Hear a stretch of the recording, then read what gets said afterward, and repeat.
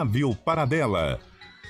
São 10h38. Voltamos então com o CBN Campinas desta quinta-feira e já vamos então entrando em contato com o pré-candidato à presidência da República, Ciro Gomes, do PDT, a quem já estamos em contato neste momento. Muito bom dia, Ciro. Bom dia, Flávio. Um abraço a você. Me permita que, ao cumprimentar o agente campineira que está na CBN, eu expresse o meu pesar e a minha solidariedade a todos os amigos e familiares do ex-prefeito Jacob Itá, que eu soube agora, acabou de falecer. Espero que Deus o receba ali junto onde já estão outros grandes campineiros, amigos meus, que já não estão mais entre nós, como o ex-prefeito Magalhães Teixeira. Candidato Ciro Gomes, vamos falar um pouquinho sobre essa pré-candidatura. Muita movimentação política durante esta semana, de existência de um pré-candidato como João Dória. Agora a Terceira Via fala em uma unidade com Simone Tebet do MDB. O senhor vem com números, desde o ano passado, quando a gente conversou aqui na CBN Campinas, números muito parecidos. Como tratar essa candidatura e quando que ela pode deslanchar diante do que a gente está vendo dessa polarização desde o ano passado e agora tem uma aproximação do presidente Jair Bolsonaro, pelo menos nas pesquisas, com o ex-presidente Lula? Essa coisa de pesquisa toda semana é uma coisa muito típica do Brasil. Faz mais ou menos 2 anos, como você próprio lembrou, que é impressionante a quantidade de pesquisa. E pesquisa, ela tem uma indicação científica, mas ela retrata momento. E se você tiver intimidade com a vida do povo, eu sei que você tem grande comunicador você sabe que o nível de atenção do povo com eleição, com política, nesse momento é quase nenhum. Pudera, 78 de cada 100 famílias brasileiras estão no recorde de endividamento, 65 milhões de pessoas estão humilhadas com o nome do SPC, 70 de cada 100 trabalhadores ou estão desistindo de procurar emprego, ou estão abertamente desempregadas, ou estão na informalidade mais selvagem, o que significa crescentemente uma jornada de trabalho de 60, 70 horas semanais, sem nem sequer o descanso semanal para ir ao culto ou para ir à missa. Enfim, o salário mínimo tem o pior poder de compra dos últimos 15 anos. É um grande caos que está acontecendo no Brasil e os políticos vivendo esse mundinho dos políticos, que é como se a discussão não ao fascismo, não ao comunismo. O que já é isso? Então, eu que tenho muita experiência, sei que a tarefa não é simples, não é fácil, mas que é necessário que o Brasil rompa essa polarização que nos divide, e é só cada uma das pessoas pensarem. Se cada um desses cidadãos se eleger, o Lula e o Bolsonaro, o país vai amanhecer mais ou menos radicalizado. O país vai ter a oportunidade de discutir um novo projeto, as causas da tragédia econômica, a primeira década em 120 anos que o Brasil não cresce nada. Nós estamos destruindo as indústrias, destruindo o comércio brasileiro. 6 milhões de empresas estão no Serasa, na antessala da falência, e isso é o que a política tem que encontrar solução. E é nisso que eu estou me confiando, de que amanhã, quando de fato o debate acontecer e as pessoas tiverem a oportunidade de ver quem representa o quê, que a gente possa construir um caminho de reconciliação do Brasil ao redor de um novo projeto nacional de desenvolvimento que apresente propostas concretas de um novo projeto para o país. Ministro Ciro Gomes, então, o senhor mesmo disse de romper essa polarização. Qual é a solução para rapidamente romper essa polarização? Porque a gente vai falando de romper essa polarização e a eleição já está chegando. Não, não. As convenções serão ali no fim de julho, princípio de agosto, e a campanha começa na televisão dia 16 de agosto, que é aquela hora que todo mundo vai ser chamado a refletir. Eu tenho muita franqueza, muito respeito ao povo, eu não estou dizendo que é fácil, não. Nós temos a reeleição no Brasil, na verdade, na prática, é um mandato de 8 anos com plebiscito no meio. A condição é tão desigual da disputa, a caneta na mão do presidente faz e desfaz favores, persegue interesses, etc. Isso estabelece uma perversão que é muito grave. É uma das coisas que eu quero acabar se eu for eleito presidente do Brasil, acabar com essa grande perversão institucional que é a reeleição no Brasil, né? Em que, do lado de quem ganha, só pensa em reeleição, e do lado de quem perde só pensa em atrapalhar o que foi eleito para não deixar que ele seja reeleito. Isso está destruindo o Brasil, né? Então, de qualquer forma, o Bolsonaro, mesmo sendo essa condição desigual da disputa, só consegue apresentar aí 25%, 30%. Não é? Então, ele praticamente está indicado que vai perder. E o Lula, vamos conversar, Flávio, o povo está nos ouvindo aqui. O Lula é candidato a presidente do Brasil por ele ou por alguém que se apresenta com a máscara dele, como foi o caso vergonhoso do Haddad e da Dilma, desde 1989, o mesmo candidato. Então, 100% dos eleitores do cidadão brasileiro conhecem o Lula e têm opinião sobre ele. para amar, para odiar, enfim, todo mundo tem uma posição sobre o Lula. Pois bem, e ele só consegue alcançar 40%, 45% na melhor hipótese. Então tem aí 30%, 35% que com esse filtro raso já não querem nenhum nem outro. Trata-se de organizá-los, qualificar essa reunião para não ser um anti-aquilo outro. Nós precisamos ser a favor de um projeto novo que responda às questões práticas do desenvolvimento do país, da superação da sociedade mais violenta, mais desigual e mais injusta que nós estamos transformando a vida do povo brasileiro no inferno. E eu acredito que, pela minha vida limpa, pela minha experiência concreta de um administrador público bem treinado e uma pessoa que tem tentado chamar a atenção do povo brasileiro para esse desastre, porque repare, Flávio, se você olhar, as pessoas são diferentes, mas o modelo econômico do Lula e do Bolsonaro é o mesmo. O Lula já anunciou que vai manter a direção do Banco Central do Bolsonaro. Ora, isso significa que nós vamos continuar tendo a maior taxa de juros do mundo. Com a maior taxa de juros do mundo, o país não cresce. O comerciante que está nos ouvindo sabe o que eu estou dizendo. E Ciro, o senhor fala aí de tentar romper, tem esses 35% aí que pode buscar nessa eleição para tentar aí, nessa luta impressionante que a gente tem neste exato momento, essa polarização.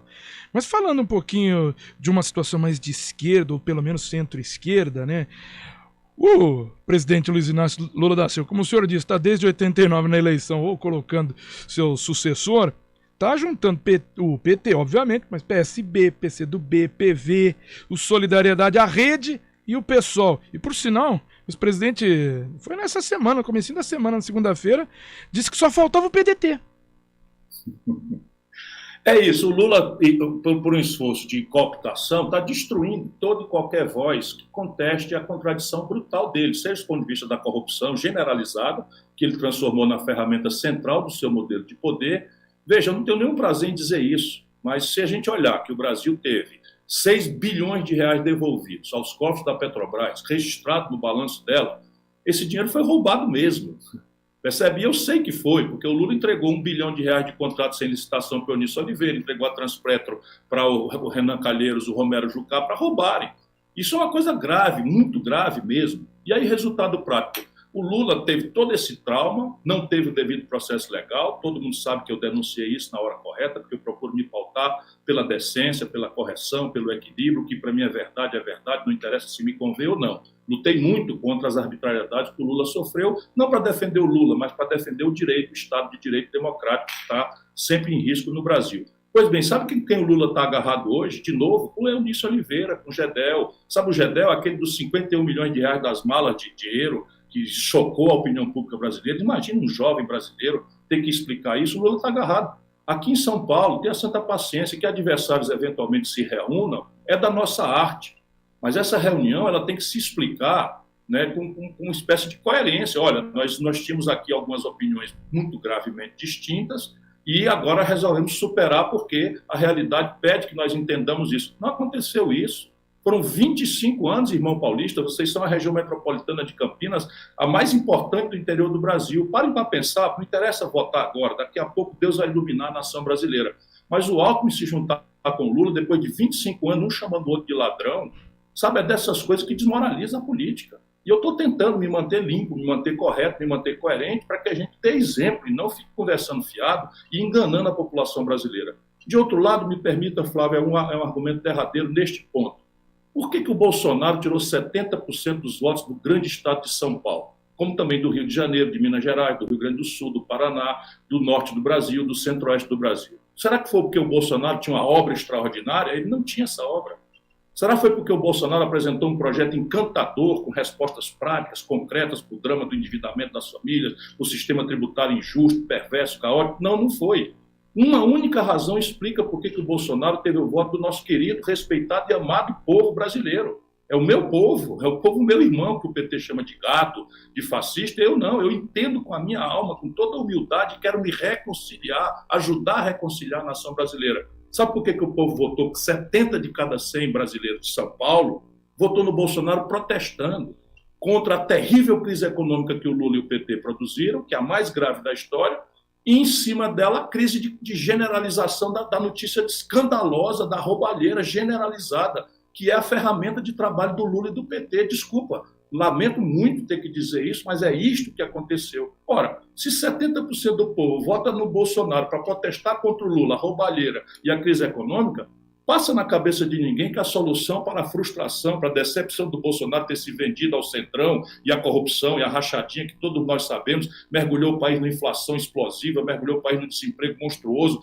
não resolveu absolutamente nada. O Brasil teve 4 vezes a média de morte do mundo na pandemia pela incompetência, genocídio do Bolsonaro. Será que a solução, né, votar no Bolsonaro para protestar contra o Lula, agora é votar no Lula para protestar contra o Bolsonaro? Tenha paciência, o nosso país não aguenta mais isso. E é isso que eu estou pedindo a Deus para iluminar minha palavra, para tentar tocar o coração do povo brasileiro, para a gente obrigar que o debate se desloque dessa coisa de fascismo, comunismo, para discutir emprego, salário, renda, aposentadoria, violência urbana. Olha aí o que aconteceu de novo no Rio de Janeiro. Será possível que a única resposta que nós temos para enfrentar a escalada da violência é a mortandade, não é, de jovens negros e pobres, muitos deles culpados, mas ainda que sem julgamento? Não é assim com a sociedade amadurecida, porque amanhã, se cada policial ou cada autoridade se sentir autorizada a justiçar as pessoas, vai ser o seu filho, o meu filho, e depois, não, foi um engano. Ora, foi um engano. São vidas humanas. O Brasil tem que descobrir, e a hora de descobrir isso é no debate. A política não é um jogo de personalidade, de vaidade, a política é um jogo de ideias, em que o povo deve prestar atenção e exigir que todos os homens e mulheres que se apresentem para a disputa compreendam o problema e anunciem o que é que vão fazer, se obriguem a dizer de onde é que vem o dinheiro, e aí o povo julga. Né? Mas não, no Brasil é essa história de ódio, paixão, um vota no outro para protestar contra um. O Brasil não aguenta mais isso. E pré-candidato Ciro Gomes, o senhor citou aí, a gente fez aqui uma rápida análise política lá de 2018, aquela questão de protesto. O presidente Bolsonaro não tinha nenhuma situação administrativa para mostrar, nenhuma obra, e foi aquela eleição bem atípica no ano de 2018. Mas vamos para 2022, agora são praticamente aí 3 anos e meio já de alguma obra, entre aspas, e tudo isso que o senhor já citou aqui. E mesmo assim, o presidente tem uma boa votação, o senhor já citou das pesquisas, mas vamos lá, tem uma boa intenção de voto neste momento, e vem crescendo, e os candidatos dele. Vamos falar aqui de São Paulo. Tarcísio de Freitas vem crescendo e com pouca rejeição. E no Rio de Janeiro, Cláudio Castro também ocupa aí a primeira posição. O que explica, então, esse voto neste exato momento no presidente Bolsonaro? Nós devemos pedir ao povo que paremos todos para raciocinar sobre isso. Eu faço isso com muita humildade e tenho uma hipótese. A minha hipótese é que o que explica isso são duas bandas, duas ordens de argumentos. Primeiro, o Brasil tem aí 10, 12, 15% de eleitores que se identificam com Bolsonaro. São nazistas mesmo, fascistas, são anti-ciência, são homofóbicos, acreditam na terra plana, né, exploram a religiosidade popular, exploram os temas da moral popular que o PT e esse identitarismo estúpido acabam aperfeiçoando. Isso são 10, 12%, que explica, por exemplo, por que o Tarcísio, um cara do Rio de Janeiro, que não conhece São Paulo, chega aqui só porque é candidato do Bolsonaro, já está aí rivalizando com os primeiros. Esse é o primeiro argumento respeitoso. Cada pessoa é dona do seu voto, da sua opinião. Eu sou um democrata visceral e respeito muito. Eu já perdi a eleição para presidente da República 3 vezes. Se eu não amasse tanto fortemente, devotadamente o povo brasileiro e o Brasil, eu já tinha botado a viola no saco. Mas eu estou aqui com a mesma paixão, com o mesmo entusiasmo, porque eu tenho respeito pelo povo brasileiro, que já também me deu prêmios extraordinários. No meu estado, por exemplo, eu nunca perdi uma eleição. Ganhei o Prêmio Mundial de Combate à Mortalidade Infantil, o Ceará tem a melhor educação pública do Brasil, e tudo isso é o meu currículo que eu apresento para as pessoas. Mas a outra banda de eleitores do Bolsonaro, a minha hipótese, para ser julgada, é que as pessoas estão dizendo que votam no Bolsonaro porque não querem o Lula e o PT de volta. Eu tenho elementos científicos de pesquisas feitas aí, não para antecipar ou fazer propaganda, para a gente ir entendendo os movimentos de opinião. Quase 1/3 do eleitorado do Bolsonaro diz que vota no Bolsonaro porque não quer o Lula e o PT de volta, apesar de estar muito frustrado, decepcionado, zangado e tal. E eu me animo de que eu possa amanhã ser a resposta para essas pessoas não se obrigarem a votar, porque eu tenho chance de realmente apresentar um projeto novo para o Brasil. Assim como, Flávio, mais de 1/3 dos eleitores que hoje dizem nas pesquisas que votam no Lula, estão dizendo que votam no Lula apesar da roubalheira, saberem que ele é corrupto, saberem que é incompetente, que produziu a crise da Dilma, etc., mas querem votar porque acham que ele é o único que vai nos livrar do Bolsonaro. Eu também espero que essas pessoas vejam que a gente precisa votar a favor de uma nova proposta, a favor de um novo modelo, porque votar num contra o outro simplesmente vai replicar de forma cada vez mais pior dessa tragédia. Então, humildemente, a minha hipótese é essa. A metade dos eleitores do Bolsonaro é porque se identifica com ele. Isso existe no mundo, é um fenômeno mundial, uma ultradireita completamente egoísta, racista, etc. E, do outro lado, um grupo de pessoas muito querida, muito respeitável, que são trabalhadores do mundo do agronegócio, etc., etc., que não querem de volta o PT e o Lula com tudo que ele representa. E Ciro Gomes, diante desses fatos e colocados aqui essas palavras, até contra o ex-presidente Luiz Inácio Lula da Silva, eu estava lendo aqui o blog do Noblar, e ele citando que o presidente do PDT, Carlos Lupe, acha que o senhor, candidato do partido a presidente da República, tem batido forte demais no ex-presidente Lula. Disse por escrito uma mensagem aí a um amigo, e até deu uma entrevista recente ao Globo, que Lupe admitiu ter falado por telefone com o Lula no fim do ano passado, só não se encontra porque tem medo de ser seduzido por ele. Tá assim o negócio? Não, não tá não. Isso faz parte da futrica que, infelizmente, é muito movimentada por gabinetes de ódio, que são iguaizinhos. O Lula financia um gabinete de ódio completamente fascista, igualzinho ao do Bolsonaro. Aliás, o Bolsonaro copiou do Lula. Quem inaugurou isso foi o Lula. Agora, veja, nós estamos conversando aqui para o povo de Campinas, uma das cidades mais importantes, a mais importante cidade do interior do Brasil. E eu estou dizendo o que eu penso. Alguém me viu fazer algum ataque, vamos dizer, pessoal ao Lula? Eu dei algum palpite sobre o casamento do Lula, sobre o aluguel da casa dele? Eu não faço esse tipo de coisa. Eu estou dizendo, com o peso da minha responsabilidade, que o Lula criou esta crise econômica que está aí e posso demonstrar. A taxa de emprego no Brasil está em 5%. Com o Lula, o PT, na Dilma, passou para 12% e nunca mais desceu. Aí a petezada cai de pau em cima de mim como se eu estivesse atacando o Lula. Meu irmão, eu estou atacando os problemas, então identificando a origem dos problemas e a causa dos problemas, porque eu quero propor uma solução para os problemas. Depois eu digo, a corrupção virou a ferramenta central do Lula fazer política. Lamento, as pessoas consideram que isso é um ataque particular ao Lula. Não, eu sustento com o peso da minha responsabilidade. Nunca fui processado pelo Lula, porque eu sei. Sabe, eu estava lá, eu denunciei que o Lula estava entregando furnas para o Eduardo Cunha roubar, eu denunciei que o Lula estava levando o Michel Temer para a vice-presidência da República, quando o Michel Temer respondia processo por corrupção no Porto de Santos. Percebe? Essas coisas são verdadeiras. Então, ao invés de você bater no carteiro para não ler a carta, vamos ler a carta. Se eu for um irresponsável, um caluniador, eu não mereço a dignidade, a honra do respeito e do voto do povo brasileiro. Mas eu me comporto, eu sou muito sério. Eu não ataco ninguém por prazer de atacar, não. Eu ataco os problemas, eu identifico os autores dos problemas. Por quê? Porque eu quero resolver os problemas. Se a gente não entender a causa dos problemas, a autoria dos problemas, o Brasil não tem solução. Sendo eleito pré-candidato Ciro Gomes, vai ter que conversar com o PT, ou mesmo o próprio presidente Lula, ou ex-presidente Michel Temer, que é alguém tão importante dentro do MDB, para que as propostas sejam colocadas dentro do Congresso e isso seja rapidamente resolvido, porque a solução precisa ser rápida para o país.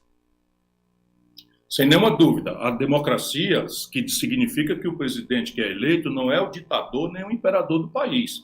Ele vai ocupar a chefia do Estado Nacional Brasileiro e ele precisa dialogar com todas as forças organizadas do país, na política e fora dela, para que seja um presidente de todos. Nesse momento, eu sou um candidato da minha facção, eu sou um candidato do meu lado, eu sou um candidato do meu partido.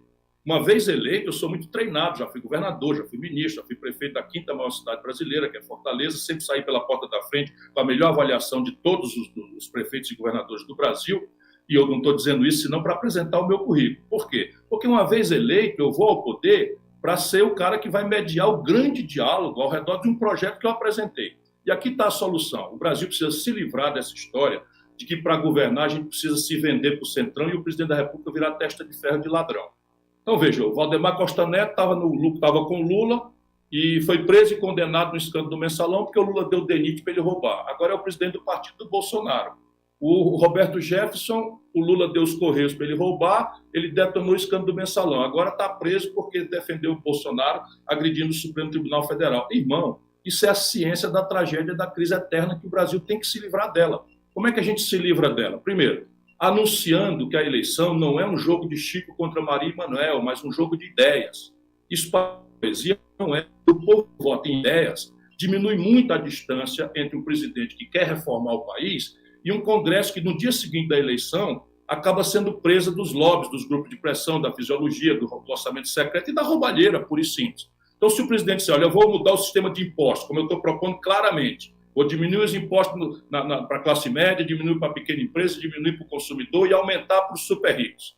Isso aqui, se o povo votar em mim, ele está votando nessa ideia. Então, essa é a primeira providência, trazer o povo para a jogada e transformar a eleição num plebiscito de ideias, de programas, de propostas. Coisa que o Lula e o Bolsonaro se recusam a fazer porque não tem concepção do país. Segundo, os 6 primeiros meses é o tempo mágico da reforma. Então, o presidente eleito, entre a eleição e a posse, já tem que entrar no entendimento e a proposta tem que estar discutida e aprovada nos 6 primeiros meses. Por quê? Porque revela a tradição brasileira que essa é a hora que o poder do presidente é máximo. Está bem forte a legitimidade que ele acabou de receber. Fernando Henrique tinha o Brasil na mão quando foi eleito com o Plano Real. Não propôs nada. É uma coisa trágica. O Lula tinha o Brasil na mão, chegou a ter 86% de popularidade, recebeu um sistema tributário trágico do Fernando Henrique, entregou para a Dilma e a Dilma para o Michel Temer, e a Michel Temer, e rigorosamente o mesmo sistema tributário caótico, perverso, que pune quem trabalha, pune a produção, pune as empresas e deixa livre como paraíso fiscal a especulação financeira e os super ricos no Brasil. Então, propor nos 6 primeiros meses aquilo que já se acertou com o povo. Terceiro, negociar, só que ao invés de negociar nos gabinetes de Brasília, no toma lá da cá, se vendendo, transformando a presidência em testa de ferro de ladrão, a minha proposta é que a gente negocie um grande novo pacto de governadores e prefeitos. Deixa eu dizer para você, Flávio, me corte se eu estiver sendo muito longo, mas eu estou dando respostas práticas para problemas sérios do Brasil. E só eu, lamentavelmente, estou propondo e dando a cara para bater. Então, veja, São Paulo hoje, apesar de estar com muito dinheiro em caixa, quando você vê entre o que arrecada e o que paga, está com a linha d'água no nariz, e assim 23 dos 27 estados brasileiros.